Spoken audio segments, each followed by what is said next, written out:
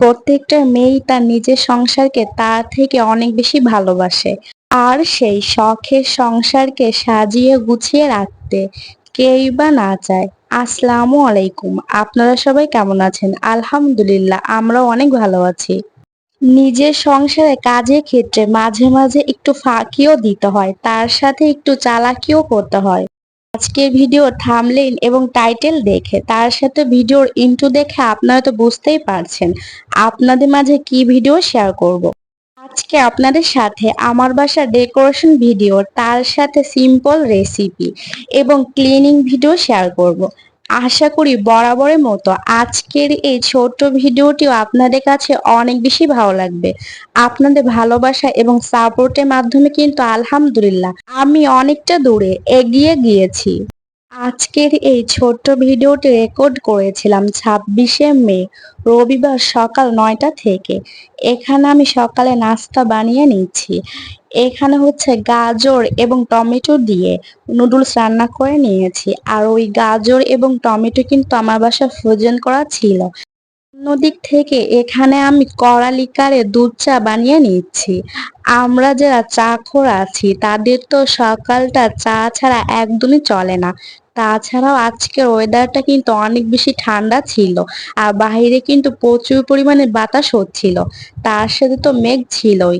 আর এই ঠান্ডা ঠান্ডা ওয়েদারে কিন্তু দুধ চা খেতে অনেক বেশি ভালো লাগে। এখন সকাল 10:30টার মতো বাজে। এখানে একটি পার্সেল এসেছে, আর এই পার্সেলটা ছিল দারাজের। আমার কিন্তু প্রায় প্রতিদিনই কোনো না কোনো অর্ডার থাকে, হয়তো বা দারাজের, নয়তো বা অনলাইন শপ থেকে। আর এখানে আমি টিউলিপ ফুল অর্ডার করেছিলাম। আমার কিন্তু অনেক বেশি পছন্দ টিউলিপ ফুল।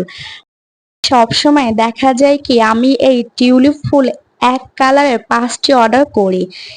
কারণটা হচ্ছে এই কালারগুলো আমি এখান থেকে 2টা বা 3টা অন্য জায়গায়ও দিতে পারবো। এখানে 3টি কালারের ফুল রেখেছি। ডাইনিং টেবিলে উপরটাও ডেকোরেশন করে নিয়েছি, আর এখানেও 3 কালারের টিউলিপ ফুল রেখেছি।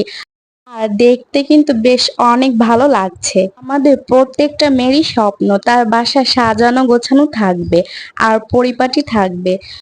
আমার কাছে যেটা মনে হয়, বাসা যতই পরিপাটি করে রাখি না কেন, সেই পরিপাটির ভিতরে একটা ফুলই যথেষ্ট। আর ওই ফুলের জন্যই কিন্তু বাসাটা পুরো ঝলমল করবে। কিছু সময় আগে আমরা চা খেয়েছিলাম, আর ওই চার কাপগুলো এখন ক্লিন করে নিচ্ছি। ঝড় হোক বা বৃষ্টি, যে কোনো প্রতিকূল অবস্থায় কিন্তু হাউজওয়াইফদের কাজের শেষ নেই। প্রতিদিনই একটা রুটিনেই চলতে হয়। আমার কিন্তু কাজ করতে একদমই খারাপ লাগে না, অনেক বেশি ভালো লাগে। আসলে নিজের হাতে সবকিছু গুছিয়ে রাখা বা ক্লিন করা, এটা কিন্তু অন্য কেউই পারবে না। এদিক থেকে আপনাদের ভাইয়া বেশ অনেকগুলো লিচু নিয়ে এসেছে। আমরা বাসার কিন্তু সবাই লিচু খেতে অনেক বেশি পছন্দ করি। আপনারা যারা অনেক আগে থেকে আমার ভিডিও দেখছেন তারা কিন্তু জানেন বেশ কিছুদিন ধরেই আমি বাড়ির কিছু ভিডিও আপনাদের সাথে শেয়ার করেছি। এখন আমি আপনাদের সাথে আমার বাসার ভিডিও শেয়ার করছি। আমার কাছে মনে হচ্ছে আমার বাড়ির ভিডিও দেখতে দেখতে হয়তো বা আপনাদের কাছে একটু হলেও খারাপ লাগছে। প্রতিদিনই একই ভিডিও, এই জন্যই আজকে আপনাদের সাথে আমার বাসার ভিডিও শেয়ার করছি। আর অন্যদিক থেকে আমি রান্নারও আয়োজন করছি। আসলে বসে থাকলে তো হবে না, সময়ের কাজ সময়ে করতে হবে। এখানে পাবদা মাছ নিয়েছি, আর তার সাথে ঢেঁড়সও নিয়েছি।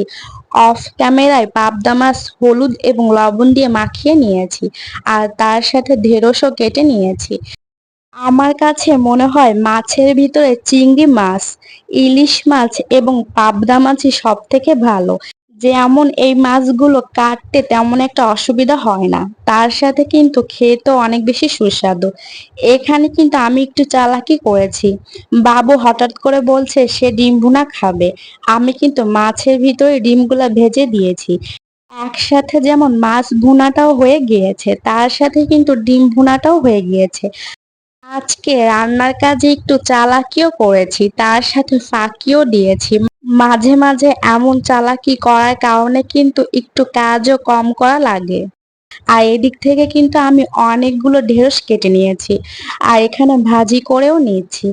আজকের এই ছোট্ট ভিডিওটি আপনাদের কাছে কেমন লেগেছে অবশ্যই কমেন্টের মাধ্যমে জানাবেন। পরবর্তী ভিডিও দেখার আমন্ত্রণ রইল। আপনারা সবাই ভালো থাকবেন, সুস্থ থাকবেন, আমাদের জন্য দোয়া করবেন। ভিডিওটি ভালো লাগলে অবশ্যই একটি লাইক দেবেন। আল্লাহ হাফেজ। আসসালামু আলাইকুম।